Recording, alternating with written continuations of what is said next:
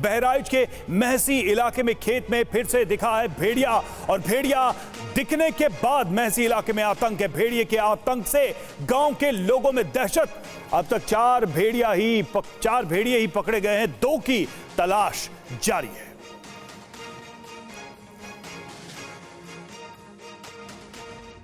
और आपको अब 2 तस्वीरें दिखाते हैं। 2 दिन में 2 बार 2 अलग अलग जगहों पर भेड़िए नजर आए हैं।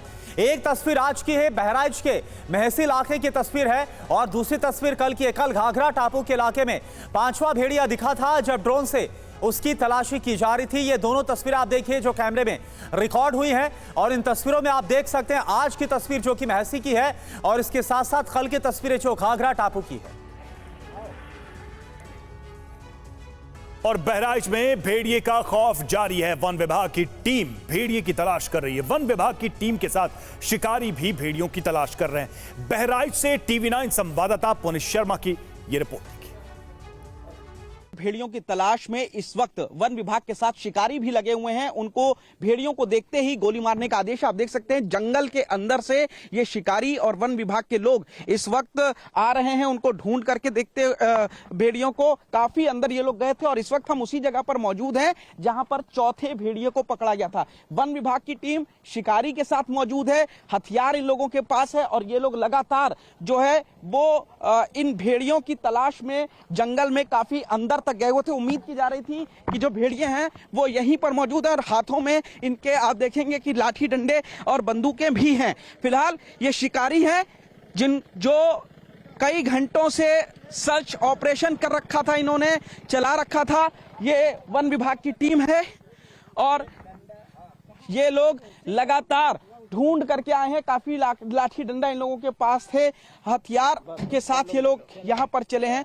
ये बताइए, कहीं मिला अंदर भेड़िया? बाबा जी से पूछो, कोई मिला भेड़िया अंदर मिला? हाँ मिला रहा है, मिला रहा है। खेत कर इधर गए, एक बकरी भी उठा ले गया। कब? अभी अभी कहाँ से? इधर यहाँ से, हाँ पास से। तो पकड़ नहीं पाए उसको? पकड़ के यहाँ थे नहीं। अच्छा। फिर दौड़ के आए। हाँ। तब तक वो जा चुका था। तो अभी फिलहाल एक बकरी को पकड़ा गया है। आप देखेंगे कि इसके अंदर जाल मौजूद है, गाड़ी के अंदर डंडे मौजूद हैं, और इन्हीं के जरिए जो है उसको भेड़िए को पकड़ने की कोशिश की है। गांव वाले पूरा सहयोग कर रहे हैं वन विभाग की टीम के साथ। वन विभाग की टीम लगातार कॉम्बिंग ऑपरेशन चला रही है। ये महसी इलाके में बहराइच में शूटर्स इस तरीके से बंदूक लेकर के पिछले कई घंटों से जंगल के अंदर भेड़ियों की तलाश कर रहे हैं। खास तौर पर इन शूटर्स को बुलाया गया है। इनके हाथ में आप बंदूकें देख सकते हैं जो कि भेड़िए को तलाश कर रहे हैं। सर, आप लोग भेड़िए को तलाश रहे हैं, कहीं भेड़िया नजर आया? नहीं, बाइट नहीं देखिए। हम लोग पूरा प्रयास करें, अधिकारी लोग अधिकारी तो वो लोग देंगे। We are trying our best. हम लोग यहाँ के स्टाफ नहीं, बाहर से आए हैं। नहीं, मैं समझ रहा हूँ, बस कहीं नजर आया? नहीं नजर आया? नहीं, अभी नहीं कहीं नजर आया। चल रहा है, लगातार कई टीमें लगी हुई हैं। अच्छा सर, हम लोग पूरी कोशिश कर रहे हैं। हम लोग भी चाह रहे हैं कि भेड़िया पकड़ा जाए। आप लोग कितने घंटे लगभग आप लोगों ने यहाँ पे अभी सर्च किया था भेड़िए को? यहाँ पे आपको हमारे स्टाफ 24 घंटे मिलेंगे, एनी टाइम कोई आके देख सकता है। अच्छा, तो अभी आप लोगों 3 अलग अलग टुकड़ियों में इस तरीके से अलग अलग जगह सारे शूटर्स हैं? जी हाँ, हर जगह जहाँ पे भी डिप्लॉयमेंट होती है हो जाता। प्लीज, कोई अभी भेड़िए की हलचल इस एरिया में दिखाई दी या नहीं? नहीं, अभी नहीं दिखाई दी है। तो आप देख सकते हैं कि ये जो तमाम शूटर्स हैं ये स्पेशल बंदूक लेकर के चल रहे हैं, और पिछले कई घंटों में इन लोगों ने पूरी कोशिश की है कि जो भेड़िया है उसको अगर देख लें तो इसी बंदूक से गोली मारी जानी है। कैमरामैन मदन से कहना चाहूँगा क्लोज आकर के वो बंदूक दिखाएं जिसका इस्तेमाल अब ये शूटर्स, जिनको उत्तर प्रदेश सरकार ने खास तौर पर इन आदमखोर भेड़ियों की को मारने के लिए भेजा है, जिन्होंने अब तक 10 लोगों की जान ले ली है, जिनमें 9 बच्चे शामिल हैं। तो ये देखेंगे पूरा जंगल का एरिया, यहाँ पर ही चौथा भेड़िया जो था आदमखोर वो पकड़ा गया था। और अब ये जो टीम बाहर से आई है शूटर्स की, ये लोग लगातार कोशिश कर रहे हैं कि वो आदमखोर भेड़िया पकड़ा जा सके। पुनीत शर्मा हमारे संवाददाता बहराइच से इस वक्त हमारे साथ जुड़े हुए, सीधे चलेंगे उनके पास। पुनीत, आपकी हम रिपोर्ट्स देख रहे थे, कहीं तो लाठी डंडे और जाल के जरिए भेड़िए को पकड़ने की कोशिश, तो कहीं शूटर्स की तैनाती की गई है, वो भी लगे हुए हैं। ये हम आपसे समझना चाहेंगे कि इतनी तैयारी और इतने डिप्लॉयमेंट और इतनी चौकसी के बावजूद भेड़ियों को पकड़ने या उनको न्यूट्रलाइज करने में इतना लंबा वक्त क्यों लग रहा है? सबसे बड़ी चुनौती या दिक्कतें क्या आ रही हैं अब इस समय? देखिए, आदमखोर भेड़िया दो ही बचे हैं ऐसी उम्मीद की जा रही है। और सबसे महत्वपूर्ण यह है कि टीवी9 भारतवर्ष के हाथ एक्सक्लूसिव वीडियो लगा है शुक्रवार की शाम का, जिसमें दोनों भेड़िए जाते हुए नजर आ रहे हैं। सवाल यही उठ रहा है कि आखिर वन विभाग की टीम और 18 शूटर्स की भारी भरकम टीम क्यों आखिर इन आदमखोर भेड़ियों को पकड़ नहीं पा रही है। जंगल का एरिया काफी बड़ा है, 35 गांवों को ये पूरा कवर कर रहे हैं जहां पर इन आदमखोर भेड़ियों का आतंक है। तो आखिर जो खास इलाका है जहां पर ये चौथा भेड़िया पकड़ा गया, इसके अलावा जहां पर इन भेड़ियों की मांग होने की अंदेशा जताया जा रहा है, तो ये भेड़िए आखिर पकड़े क्यों नहीं जा रहे और गोली क्यों नहीं मार रहे शिकारी। 18 शिकारियों को खास तौर से बुलाया गया है, जिनको 315 बोर की राइफल सरकार की तरफ से दी गई और उनको कहा गया है कि अगर भेड़िया पकड़ में ना आए, किसी पर हमला करे तो आप उनको गोली भी मार सकते हैं। तो ना तो यहां पर ट्रैंकुलाइजेशन किया जा पा रहा है उन भेड़ियों को और ना ही उनको गोली मारी जा रही है। और यही वजह है कि रात हो या दिन जो गांव वाले हैं वो अपने घरों के भी बाहर निकलने में डर रहे हैं। बच्चों ने स्कूल जाना छोड़ दिया है, घर के आंगन में खेलना छोड़ दिया है।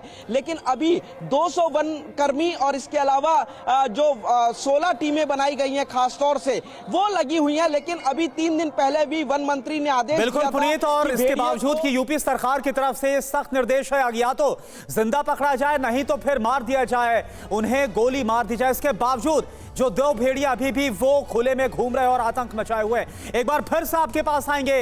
बहराइच में ना सिर्फ भेड़िया नजर आ रहा है, बल्कि ये और ज्यादा खूंखार हो गया है। गांव में भेड़िए ने फिर से एक बच्चे पर हमला किया। बच्चे के दादा बचाने के लिए पहुंचे तो उस पर भी हमला कर दिया भेड़िए ने। भेड़िए के हमले में बच्चे का दादा काफी बुरी तरह से जख्मी हो गया है। देखिए आप। यूपी के कई जिलों में भेड़ियों का आतंक है। ये तस्वीर बहराइच की है। मैसी इलाके में ये भेड़िया तेज रफ्तार से दौड़ते हुए देखा गया है। इस खबर के बाद पूरे इलाके में दहशत का माहौल है, लोगों की नींद उड़ी हुई है। बहराइच के 50 गांव में आदमखोर भेड़िए का आतंक है। मैसी में आतंक मचाने वाले खूनी भेड़िए की दस्तक अब ग्रामीण इलाकों के बाद शहरी इलाके में भी बढ़ती जा रही है। भेड़िए ने देर शाम आंगन में खड़े लड़के पर हमला बोल दिया। बच्चे के चिल्लाने की आवाज सुनकर काफी लोग जमा हो गए, जिसके बाद भेड़िया फरार हो गया। भेड़िए ने बच्चे को घायल कर दिया, जिसके बाद उसे अस्पताल में भर्ती करना पड़ा। बहराइच के लोथनपुरवा गांव में भेड़िए ने 24 घंटे में 2 बार हमला किया है। यहां एक 3 साल के बच्चे पर हमला कर दिया। जब उसके दादा बच्चे को बचाने आए तो उस पर भेड़िए ने हमला कर दिया, जिससे वो लहूलुहान हो गए। और देखिए पुनीत का एक बार फिर से हम रुख करते हैं। पुनीत, कल 2 बच्चों पर हमला किया था, आज खबर आ रही है एक और बच्चे पर हमला किया गया और साथ ही उसके दादा पर हमला किया गया। भेड़िए तो नहीं पकड़े जा रहे, अभी 2 भेड़िए अभी खुले में घूम रहे हैं, लेकिन इन हमलों के बाद दहशत कितनी ज्यादा बढ़ रही है गांव वालों में, पूरे इलाके में। देखिए, गांव वालों में तो इतनी ज्यादा दहशत है कि रात भर वो हाथों में लाठी और डंडे लेकर के पहरा देते हैं। और बच्चे अब घर के आंगन में निकलने से डरते हैं कि कहीं ये भेड़िया उनको ले ना जाए। तमाम ऐसे घर हैं जिनमें दरवाजे नहीं है, तो उन जो चौखटों पर परिवार के जो मुखिया हैं वो लाठी डंडों से लैस होकर के बैठते हैं। एक दादा जो है उनको और उनकी जो पोती थी उसको भी भेड़ियों ने जख्मी किया है। पुलिस और वन विभाग का कहना है कि ये कोई और जानवर भी हो सकता है, लेकिन चूंकि वहां पर भेड़ियों के निशान मिले और दादा ये दावा कर रहे हैं कि वो भेड़िया था, तो अब इसको भी लेकर के जांच की जा रही है। सवाल फिर वही उठ रहा है कि 72 घंटे पहले वन मंत्री ने आदेश दिए थे कि जल्द से जल्द हम भेड़ियों को मार देंगे। 72 घंटे बीत चुके हैं, खास इलाके महसी में वो भेड़िए देखे जा रहे हैं, तो फिर आखिर उनको क्यों गोली नहीं मारी जा रही है, क्यों उनको पकड़ा नहीं जा रहा है, क्यों उनको ट्रैंकुलाइज नहीं किया जा रहा, बेहोश नहीं किया जा रहा है? क्योंकि लगभग 10 दिन का वक्त हो चुका है जब जो चौथा भेड़िया था उसको पकड़ा गया था, लेकिन उसके बाद से इन भेड़ियों के आतंक और भी ज्यादा बढ़े हैं। एक और बच्ची को इन्होंने मार गिराया था। टोटल 10 लोगों की हत्या ये भेड़िया कर चुके हैं। और अब बहराइच बिल्कुल हर दिन आने वाली होने वाली ऐसी घटनाएं लोगों में और डर पैदा कर रही हैं, और अभी भी भेड़ियों को पूरी तरह से कंट्रोल नहीं किया गया है। बहुत बहुत शुक्रिया पुनीत आपका हमसे जुड़ने के लिए, इस जानकारी के लिए। और देखिए, भेड़ियों की तलाश जारी है। घाघरा के कटान वाले इलाके में भेड़ियों की मांद है। गांव वालों का कहना है कि अक्सर भेड़िए इंसानी बस्ती में आकर लोगों और जानवरों पर हमला करते हैं। ये बताइए कि आप इसी कटाई घाट गांव में रह रहे हैं? जी बिल्कुल, यही के रहने वाले। भेड़ियों का क्या है, कब से यहाँ पे रह रहे थे और अभी अचानक क्या मान से यहाँ से निकले? 14 तारीख 14 अगस्त को हमारे यहाँ एक हमला हुआ था, जो बच गए घर में ऊपर वाले की कृपा से। तभी से हम लोग ज्यादा चर्चा में है कि इधर भी है। इसके बाद में 4-5 दिन पहले जब अभी वो जाल लगाए थे, जब वन विभाग वाले जंगल लगाए हैं 2000 बीघे का, वहाँ जाल लगाए थे, तो सेम जो कंडीशन यहाँ है इसी तरह वहाँ बैठा था और जाल फांद करके भाग गया था। ये जो इनके मांद थे वो खत्म हो गए पानी की वजह से? नहीं, 2 बार इस गांव में देखा गया है और वो जो मान थी वो पानी आने की वजह से वो दब चुकी है, पानी उसमें भर चुकी है, उसमें बालू और मिट्टी पड़ चुकी है। तो आप लोग अपनी सुरक्षा, अच्छा ये सुरक्षा इससे करते हैं, ये क्या है? फरसा है। फरसा है ये, दिखाइए जरा, क्या इसका इस्तेमाल मतलब किस तरीके से की? खेती में भी काम आता है और अपनी सुरक्षा के लिए भी काम आता तो है। भेड़िए से बचने के लिए ये लेके आप लोग चलते हैं? हाँ, डरे हुए हैं, दिन में चलते हैं तो यही एक चारा है कि लाठी डंडा बल्छी बल्लम जो कुछ है वही आदमी लेकर के चलते हैं। और वहीं ऑपरेशन भेड़िया जिंदा या मुर्दा, इसको कैसे अंजाम दिया जा रहा है, वन विभाग ने क्या क्या रणनीति तैयार की है, टीवी 9 संवाददाता पुनीत शर्मा ने मुख्य वन संरक्षिका रेणु सिंह से बात की है। उन्होंने क्या कहा, आप देखिए। मुख्य वन संरक्षिका रेणु सिंह जी यहाँ पर थर्मल ड्रोन के जरिए नजर रहे हैं। मैम, पूरी रात हो रखी है, आप खुद थर्मल ड्रोन के जरिए नजर रख रही हैं, अभी तक क्या उम्मीद लग रही है, कोई भेड़िया नजर आया अभी? देखिए, भेड़िए जब जहाँ से भी हमें सूचना मिलती है वहाँ पे हम लोग तत्काल अपने थर्मल ड्रोन्स को उड़ाते हैं और देखते हैं। फिलहाल तो स्पॉट नहीं हुआ है भेड़िया, लेकिन कोशिश हम लोग कर रहे हैं, चूँकि अभी भेड़िए हैं, मतलब 4 भेड़िए हम पकड़ चुके, अभी 2 भेड़िए और हैं जिनको पकड़ा जाना है। तो कोशिश हम पूरी कर रहे हैं। जैसे मैंने पहले भी बताया है कि हम लोगों ने जो पूरा सेक्टर है उसको हम लोगों ने डिवाइड कर दिया है 3 सेक्टर्स में। सेक्टर 1, 2 और 3 जहाँ पर कि वो ज़्यादा हमले कर रहे थे और जहाँ पे मार रहे थे वो, और एक रिजर्व सेक्टर रखा है हमने। और इसमें हमने टीम्स लगाई हुई है, लगभग 165 लोगों की टीम्स लगी हुई हैं जो दिन रात मॉनिटरिंग कर रहे हैं, दिन रात पेट्रोलिंग कर रहे हैं। 2 भेड़िए हैं हम लोगों ने देखा, जो हमने आइडेंटिफाई किया। 6 भेड़िए थे, 6 में से 4 को पकड़ा जा चुका है। 2 और भेड़िए हैं जो हम लोग को ड्रोन्स में दिखे थे, थर्मल ड्रोन्स में, तो उनको भी पकड़ने की हम पूरी कोशिश कर रहे हैं। इधर बरेली में भी भेड़ियों ने खेत में काम कर रहे 3 लोगों पर हमला कर दिया। इस हमले में एक महिला बुरी तरह से घायल हो गई। यूपी के बहराइच में नहीं, दूसरे जिलों में भी भेड़ियों का आतंक जारी है। बरेली में भी भेड़ियों ने कई लोगों को अपना शिकार बनाया है। बरेली में कल 2 महिला सहित एक युवक पर भेड़िए के हमले का मामला सामने आया है। ये तीनों खेत में काम करने के लिए गए थे। इसी दौरान भेड़िए ने इन लोगों पर हमला बोल दिया। आप तस्वीरों में देख सकते हैं कि एक बुजुर्ग महिला पर भेड़िए ने कैसे हमला किया, महिला के चेहरे को कैसे नोच लिया है। हमले के बाद महिला को अस्पताल ले जाया गया है, जहां उसकी स्थिति गंभीर बनी हुई है। 2 दिन पहले बहेड़ी के मसूरगंज में नदी के पास खेत में काम कर रही महिला और उसके पति पर किसी जानवर ने हमला कर दिया था, जिसमें दोनों घायल हो गए। वहां शोर मच गया कि भेड़िए ने हमला कर दिया। मामले की जानकारी वन विभाग को दी गई। उसके बाद टीम ने जांच की तो वहां भेड़िए के निशान नहीं मिले। भेड़िए की खबर के बाद से गांव में दहशत है। लोग शाम होते ही घरों में बंद हो जाते हैं। वन विभाग की टीम भेड़िए को ढूंढने में लगी हुई है। गांव में 24 घंटे निगरानी के लिए कई टीमों को तैनात कर दिया गया है। और इस बीच एक अहम खबर चीन से है। चक्रवाती तूफान यागी से हैनान में भारी तबाही मची है। तेज हवाओं की वजह से घरों के शीशे टूट गए हैं। ये तस्वीर इस वक्त हम आपको दिखा रहे हैं। ये तस्वीरें आप जरा देखिए, चीन की ये तस्वीरें हैं जहां पर हैनान में भारी तबाही की ये तस्वीरें हैं। और जरा आप देखिए कैसे चक्रवाती तूफान आया तेज हवाओं के साथ। इन इमारतों का क्या हाल हो गया, ये देखिए जो तस्वीरें कैप्चर हुई हैं, किस तरह से इमारतों के जो टिन शेड है, जो छत है, वो खड़कर गिर गई और इसके साथ साथ जो शीशे हैं घरों के वो भी चकनाचूर हो गई। ये देखिए तस्वीरें आपके सामने है, चीन के हैनान की है जहां पर चक्रवाती तूफान और तूफान के बाद क्या हाल हुआ है ये आप देख पा रहे हैं।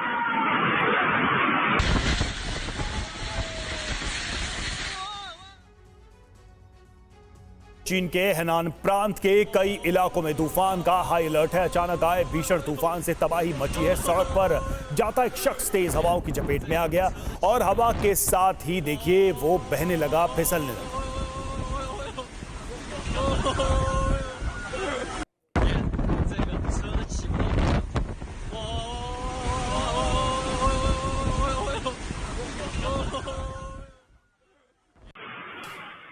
तो चीन में यागी चक्रवाती तूफान से तबाही की एक और तस्वीर आपके सामने है। तेज हवा की वजह से सैकड़ों की संख्या में पेड़ उखड़ गए। मौसम विभाग के अलर्ट के बाद प्रशासन ने स्कूल और कॉलेजेस को बंद करने का फैसला किया है।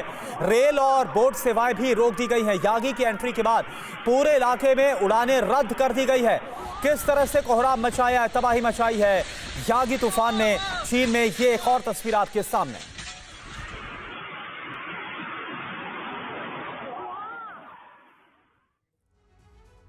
यागी तूफान से तबाही की अगली तस्वीर देखिए। तस्वीरों में घरों की बालकनी गिरती नजर आई। बाढ़ से बचने के लिए इमारतों के बाहर रेत की बोरियों के अवरोधक लगाए गए। घरों की खिड़कियों को मजबूती से बांधने के निर्देश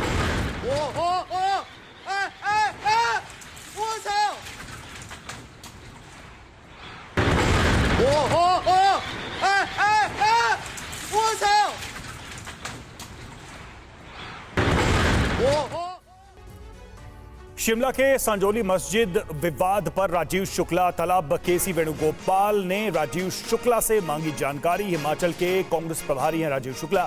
राजीव शुक्ला ने बताया मामला शांत हो चुका है, अदालत के फैसले का इंतजार करें।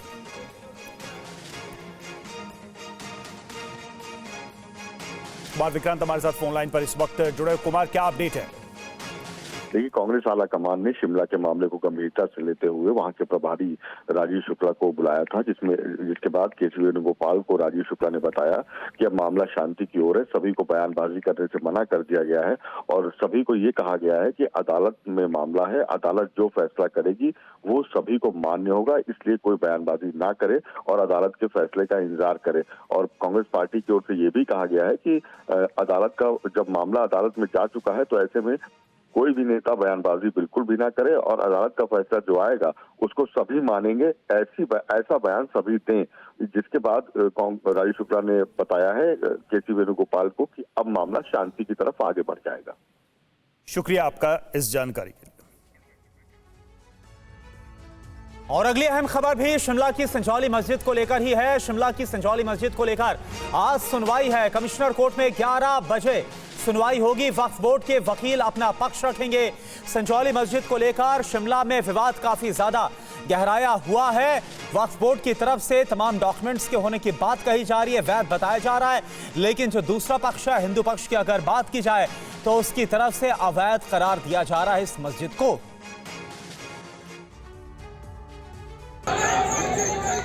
शिमला के संजौली में मस्जिद निर्माण के विरोध में हिंदू संगठनों ने विरोध प्रदर्शन किया, जिसके बाद से इलाके में काफी तनाव है। साल 2007 से ही मस्जिद में चल रहा अवैध निर्माण विवादों में है और फिलहाल ये मामला म्युनिसिपल कमिश्नर कोर्ट में लंबित है, जिस पर आज अहम सुनवाई होनी है। संजौली अवैध निर्माण के मामले में वक्फ बोर्ड के वकील और नगर निगम के वकील अपना पक्ष रखेंगे। आपको बता दें कि संजौली में विरोध प्रदर्शन के बाद कल भी तनाव रहा। तनाव को देखते हुए मुस्लिम समुदाय के लोगों को मस्जिद में जुटने से परहेज करने को कहा गया, जिसके बाद संजौली और कसमपट्टी मस्जिद में जुम्मे की नमाज नहीं हुई। एक तरफ सरकार संजौली में शांति कायम करने में जुटी है, भारी संख्या में पुलिस की तैनाती की गई है। वहीं विश्व हिंदू परिषद ने कहा है, सरकार को अल्टीमेटम दिया है। वीएचपी ने कहा है कि अवैध मस्जिद को जल्द से जल्द तोड़ा जाए। वीएचपी ने कहा कि अगर सरकार मस्जिद नहीं तोड़ती है तो हम बैठक कर आगे की रणनीति तय करेंगे। इससे पहले कई हिंदू संगठनों ने सरकार को 2 दिन का अल्टीमेटम दिया था। फिलहाल सबकी नजर आज होने वाली सुनवाई पर है। हिमाचल प्रदेश में अब भांग की खेती को वैध बनाने का रास्ता साफ हो गया है। विधानसभा में इसके लिए संकल्प पारित किया गया। हिमाचल प्रदेश की आर्थिक स्थिति ठीक नहीं है, कर्मचारियों को सैलरी देने में भी दिक्कत हो रही है। विपक्ष लगातार सरकार पर सवाल उठा रहा है। अब हिमाचल प्रदेश की सुक्खू सरकार भांग की खेती को लीगल बनाने जा रही है, यानी सरकार अब भांग से पैसा कमाएगी। इसके लिए सरकार ने विधानसभा में सरकारी संकल्प पारित किया है। बहुत जल्द सरकार भांग की खेती की इजाजत देगी। यूनानिमसली जो है ये रेजोल्यूशन को अडॉप्ट किया गया है। अब ये मतलब है कि पूरी हिमाचल के लोग चाहते हैं, इसका मतलब कि इसकी खेती हो, इसका इंडस्ट्रियल और मेडिसिनल यूज से लोगों का जो है इनकम भी बढ़े, प्रदेश की आय भी बढ़े। तो अब रास्ता साफ हो गया है। अब हम जो है जल्द से जल्द जो है इसके ऊपर वो पॉलिसी लाकर इसका। अब उत्तराखंड जैसे राज्यों की तर्ज पर हिमाचल में भांग की खेती लीगल होगी। इससे पहले सदन में इस पर चर्चा हो चुकी थी। साथ ही 3 राज्यों मध्य प्रदेश, उत्तराखंड और जम्मू कश्मीर का दौरा कर भांग की खेती को औषधीय और औद्योगिक रूप में अपनाने की बारीकियों की जानकारी ली गई है। वहीं हरियाणा चुनाव को लेकर अहम खबर, कांग्रेस के 32 उम्मीदवारों का ऐलान कर दिया गया है। 28 सिटिंग विधायकों को रिपीट किया गया है, इनके टिकट बरकरार रखे गए हैं। विनेश फोगाट की बात की जाए तो विनेश फोगाट जुलाना से लड़ेंगी चुनाव।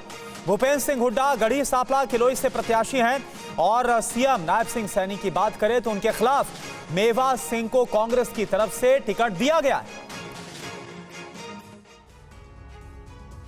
हरियाणा विधानसभा चुनाव को लेकर कई बैठकों के बाद कांग्रेस ने अपने 32 प्रत्याशियों की पहली लिस्ट जारी कर दी है।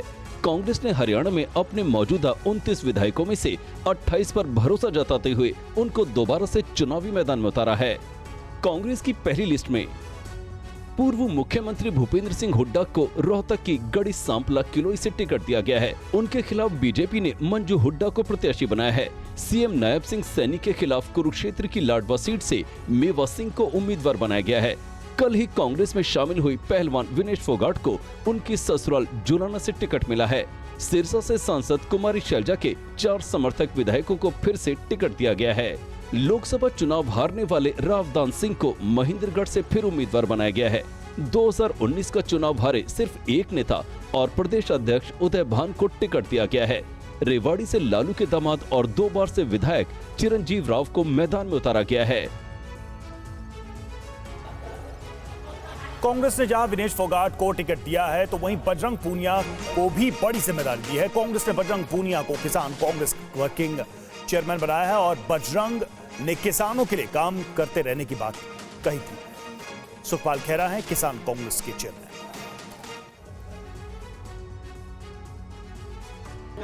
देखिए, सबसे पहले तो पूरे देशवासियों का धन्यवाद और मुझे उम्मीद है जितना प्यार कुश्ती में मिला उतना ही प्यार मुझे इस लड़ाई में भी मिलेगा। और पिछले 3 आंदोलन मैंने देखे हैं अपने आप लाइफ में, जो सबसे बड़े हैं किसान आंदोलन, पहलवान आंदोलन और अग्निपथ आंदोलन। तो वो लड़ाई जो हमारे नेता राहुल गांधी जी लड़ रहे हैं उनके साथ कंधे से कंधा मिला के उसके साथ खड़े रहेंगे। और वो लड़ाई में हमेशा जो लड़ाई जैसे बहन बेटियों की लड़ाई में मैं बहनों के साथ खड़ा था, ऐसे ही आगे भी कोई भी ऐसी चीज़ होगी हम देश में उसके साथ हमेशा खड़े रहेंगे। जो लड़ाई आपने जनता मंदिर शुरू की थी, कहीं पीछे तो नहीं छूट जाएगी? कोई कोर्ट में भी चल रही है? पीछे क्यों छूट जाएगी भाई? जब लड़ाई ब्रिजभूषण से थी पूरी बीजेपी से। देखो सपोर्ट कौन कर रहा है ब्रिजभूषण को? आप बता दीजिए कौन सपोर्ट कर रहा है? बस धन्यवाद जी, धन्यवाद। आइए बताइए, आप विनेश आपके लिए भी करेंगे प्रचार? बिल्कुल करेंगे भाई। और वहीं विनेश और बजरंग के कांग्रेस में शामिल होने पर भड़के हैं ब्रिजभूषण शरण सिंह। कहा बीजेपी का कोई भी प्रत्याशी इन पहलवानों को हरा देगा। ब्रिजभूषण ने यह भी कहा पार्टी कहेगी तो हरियाणा प्रचार करने जाऊंगा।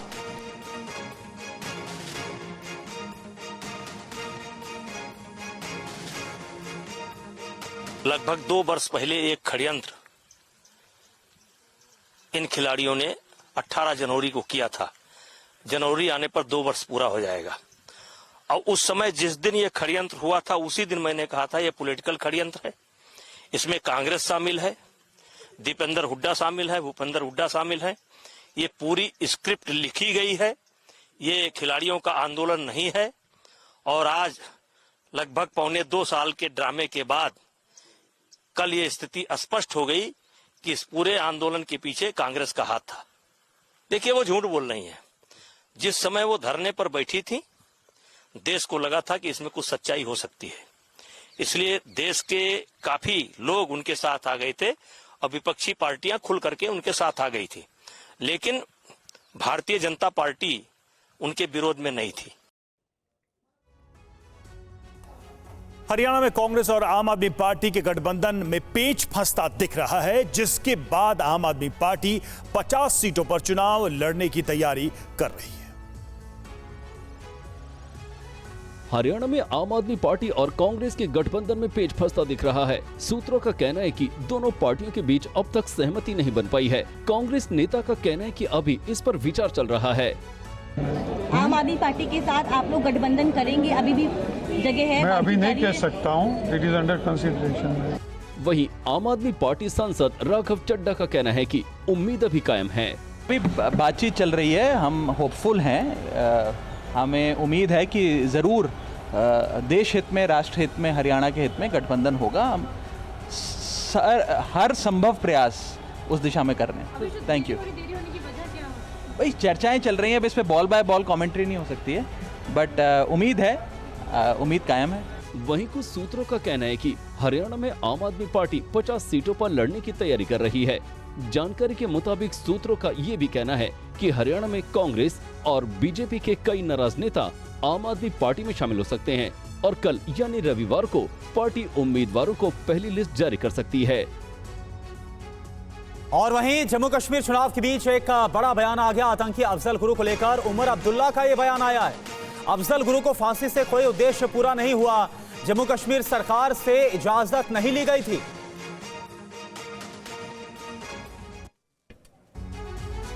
नेशनल कॉन्फ्रेंस के उपाध्यक्ष उमर अब्दुल्ला ने ऐसा बयान दिया कि जम्मू कश्मीर में सियासी बवाल शुरू हो गया। नेशनल कॉन्फ्रेंस के उपाध्यक्ष उमर अब्दुल्ला ने 2001 के संसद हमले के दोषी अफजल गुरु को फांसी पर सवाल उठाते हुए कहा है कि अफजल को फांसी देने से कोई मकसद पूरा नहीं हुआ और फांसी देने में जम्मू कश्मीर सरकार की कोई भूमिका नहीं थी।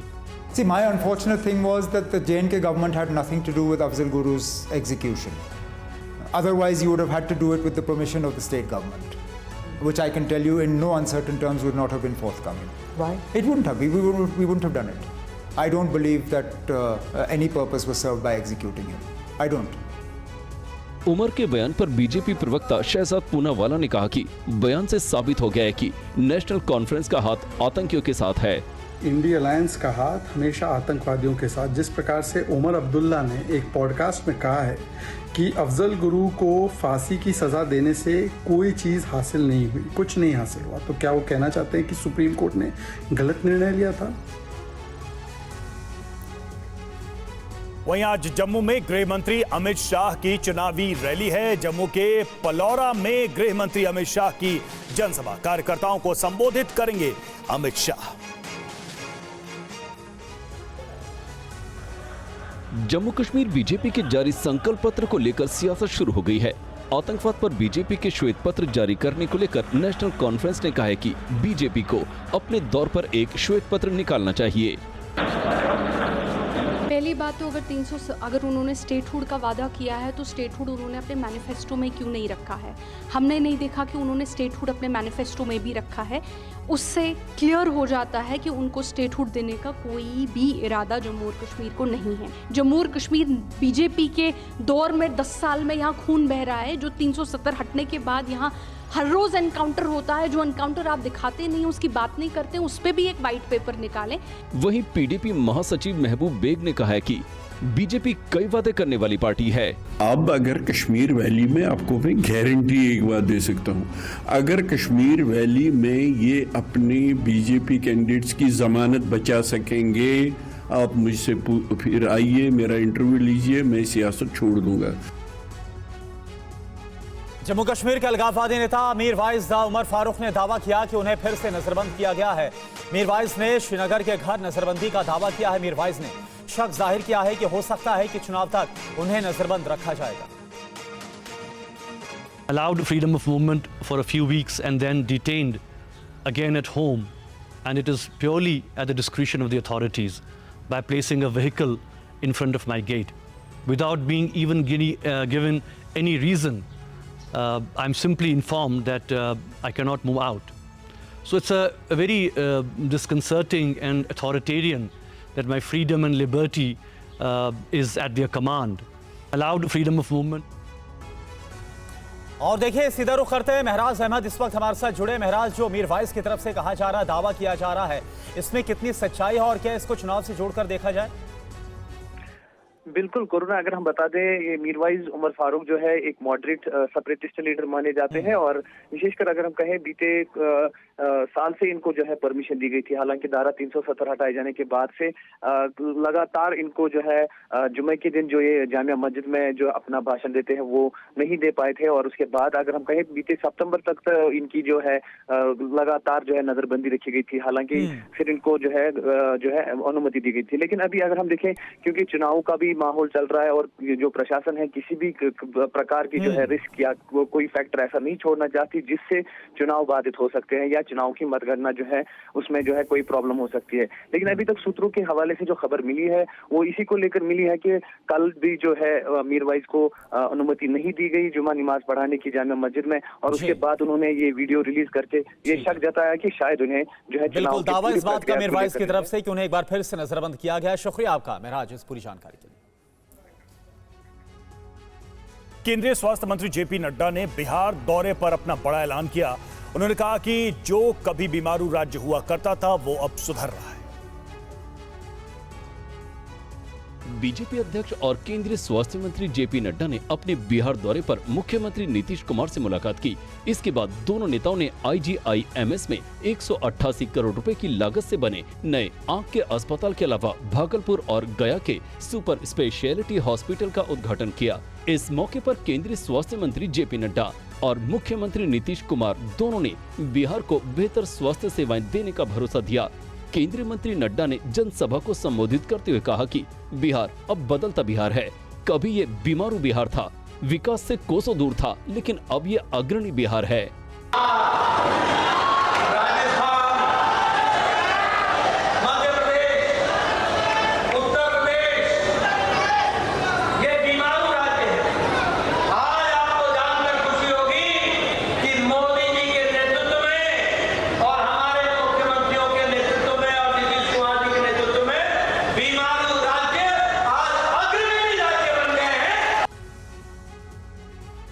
और आगे बढ़ते हैं यूपी सरकार पर। अखिलेश यादव ने एक बार फिर से हमला बोला है। इस बार उनके निशाने पर यूपी में सड़क निर्माण का भ्रष्टाचार है।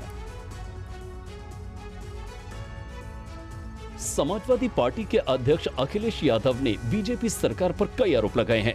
अखिलेश यादव ने कहा है कि बीजेपी के राज्य में भ्रष्टाचार चरम पर है। उन्होंने कहा कि इस सरकार में ज्यादातर निर्माण और सड़क परियोजनाएं भ्रष्टाचार की भेंट चढ़ गई हैं। अखिलेश ने सरकार पर आरोप लगाते हुए कहा कि गोरखपुर लिंक एक्सप्रेसवे गोरख धंधे का सबसे बड़ा रास्ता बनने जा रहा है। 6 की जगह 4 लेन बनने के बाद भी प्रति किलोमीटर देश का सबसे महंगा एक्सप्रेसवे बनने का रिकॉर्ड भी इसी के नाम है। उन्होंने कहा कि इससे पहले बुंदेलखंड एक्सप्रेसवे के निर्माण कार्यों को लेकर भी कई तरह की शिकायतें आ चुकी हैं। अखिलेश ने अयोध्या में जमीन के खरीद मामले में भी सरकार को घेरा। उन्होंने कहा कि यहाँ जमीन की खरीद, बिक्री और निर्माण कार्यों में भ्रष्टाचार सबके सामने है। अखिलेश यादव ने कहा कि बीजेपी की पोल अब खुल चुकी है। झूठ और लूट का उसका चरित्र जनता के सामने आ चुका है। उन्होंने कहा कि बीजेपी के नेता और कार्यकर्ता खुद स्वीकार करते हैं कि सरकार के भ्रष्टाचार से जनता त्रस्त है। हर विभाग में लूट मची है। उन्होंने कहा कि बीजेपी ने किसानों, नौजवानों और महिलाओं को धोखा दिया है। वक्त पर बनी जेपीसी की चौथी बैठक में संस्कृति मंत्रालय के सचिव अरुणेश चावला और एएसआई के डीजी युद्धवीर सिंह रावत ने बिल के समर्थन में पैरोकारी करते हुए इसे जरूरी कदम बताया। वक्फ संशोधन बिल को लेकर संयुक्त संसदीय समिति की चौथी बैठक करीब 9 घंटे चली। समिति के सामने पेश हुए संस्कृति मंत्रालय के सचिव अरुणेश चावला और एएसआई के डीजी युद्धवीर सिंह रावत ने बिल के समर्थन में पैरोकारी करते इसे जरूरी कदम बताया। अब तक समिति के सामने करीब 13,50,000 सुझाव के ईमेल आ चुके हैं।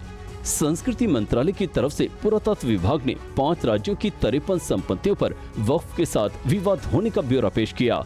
जिन राज्यों के 53 विवादित संपत्तियों का ब्यौरा दिया गया उनमें महाराष्ट्र, यूपी, कर्नाटक, आंध्र प्रदेश और राजस्थान शामिल हैं। एएसआई ने समिति के सामने देश के बाकी राज्यों में विवादित संपत्तियों का ब्यौरा देने के लिए थोड़ा समय मांगा है।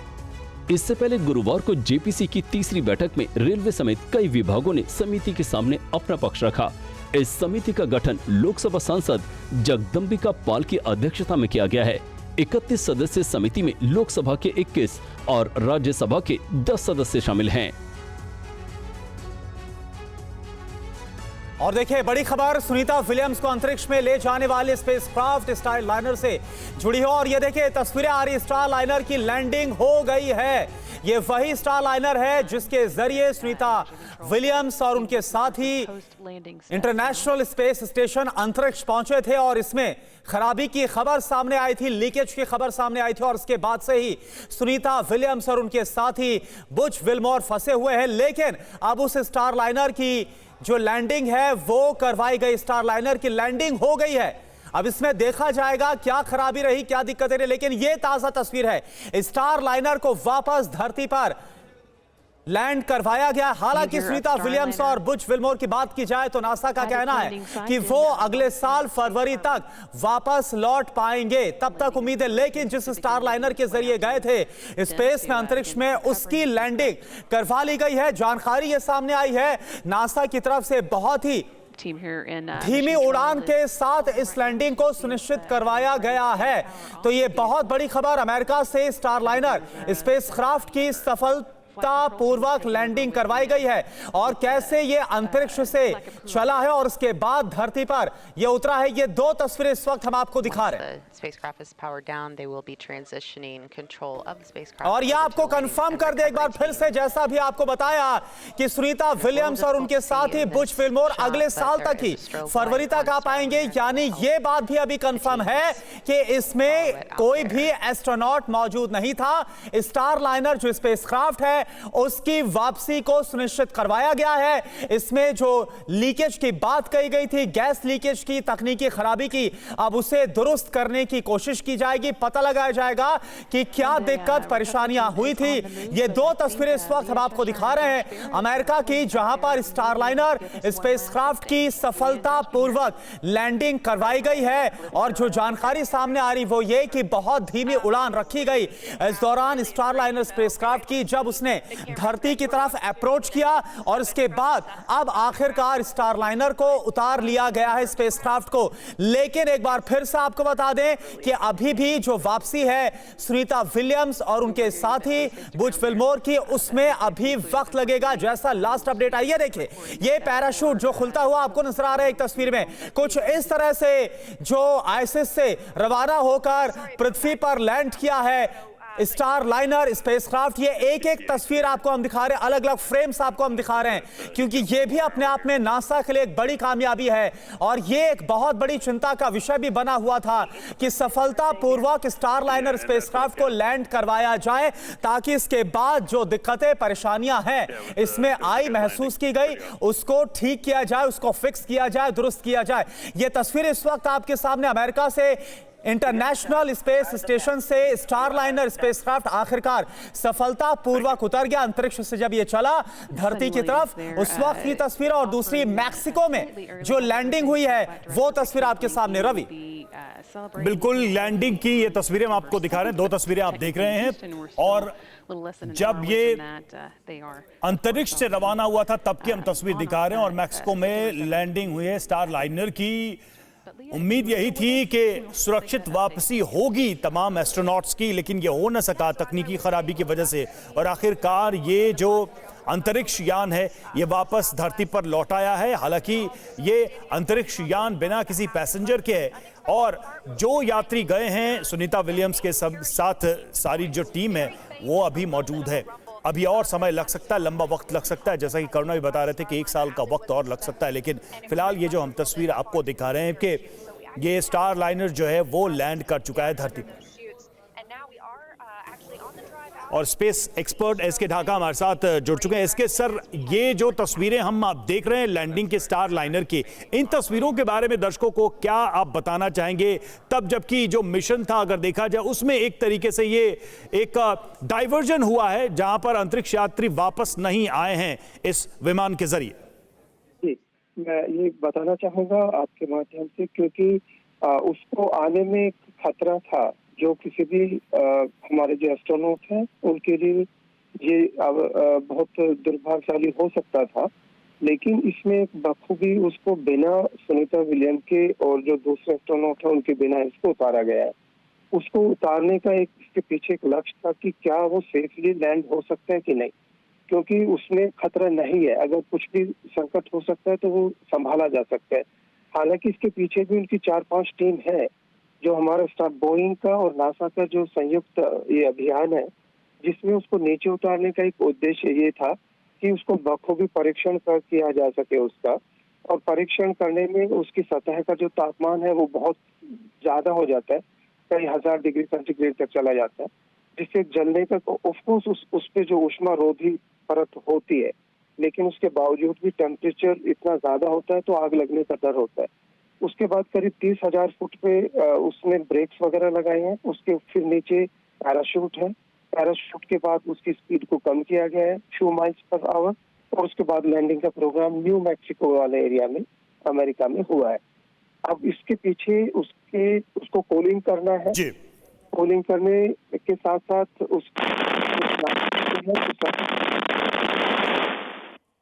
इसके सर कुछ तकनीकी वजहों से आपकी आवाज हम तक पहुंचने में परेशानी हो रही है। बहुत बहुत शुक्रिया आपका हमसे जुड़ने के लिए। पीएम मोदी के अमेरिकी दौरे से जुड़ी बड़ी खबर। पीएम मोदी यूएनजीए को नहीं करेंगे संबोधित। 26 सितंबर को यूएनजीए को संबोधित करना था। PM Modi summit of future को करेंगे संबोधित। 22 सितंबर को अमेरिका में भारतीय समुदाय को संबोधित करेंगे। मनीष झा हमारे साथ जुड़े। मनीष, क्या जानकारी है? बिल्कुल, देखिए, प्रधानमंत्री के अमेरिकी दौरे में काफी फेरबदल किया गया है ताकि प्रधानमंत्री के शेड्यूल के हिसाब से उसे एडजस्ट किया जा सके। प्रधानमंत्री का जो कार्यक्रम होना है सितंबर के तीसरे हफ्ते में, जिसमें 22 सितंबर को प्रधानमंत्री जब न्यूयॉर्क में होंगे तो तकरीबन 15,000 से अधिक भारतीय समुदाय के लोगों को संबोधित करेंगे। लेकिन जो 26 सितंबर को न्यूयॉर्क में यूएनजीए को एड्रेस करने वाला कार्यक्रम था, उससे तय किया गया है कि वो एड्रेस अब विदेश मंत्री जयशंकर 28 सितंबर को करेंगे, जबकि प्रधानमंत्री संयुक्त राष्ट्र के जो एक दूसरा सम्मेलन है समिट ऑफ द फ्यूचर, उसको 22-23 सितंबर को एड्रेस करेंगे। इससे ये होगा कि प्रधानमंत्री का कार्यक्रम जो वहाँ एक हफ्ते का था, उसकी बजाय वो 2 से 3 दिन में खत्म हो जाएगा, और ताकि फिर प्रधानमंत्री वापस स्वदेश लौट पाएंगे। जी, शुक्रिया आपका मनीष इस पूरी जानकारी के लिए। यूपी के हाथरस सड़क हादसे में अभी तक 17 की मौत, एक ही परिवार के 15 लोगों की मौत।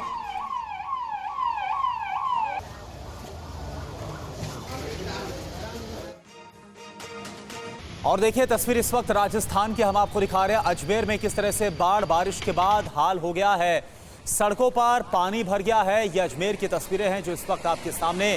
राजस्थान के कई जिलों में काफी बुरा हाल है, और उसमें से अगर अजमेर की बात की जाए तो ये अजमेर की तस्वीर है, जहां पर किस तरह से घुटनों तक पानी भरा हुआ है सड़कों पर।